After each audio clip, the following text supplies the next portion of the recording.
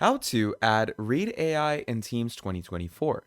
In this video, we're going to quickly be talking about how you're going to be adding Read AI to your Microsoft Teams in 2024 in the easiest way. So what you're going to want to do is you're going to come over to Read AI's website.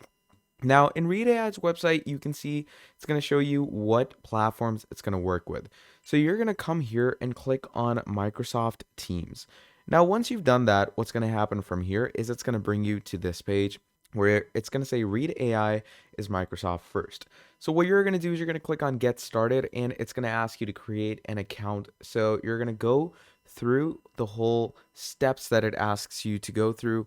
So just click create your account, and once you're done with all of that, what you're going to want to do from there is you're going to come to this section.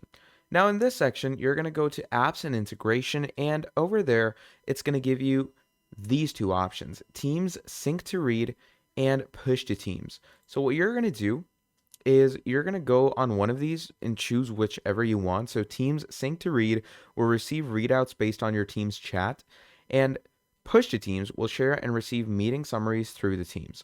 So to connect with one of these, you're going to click on them, and you're going to click on Connect.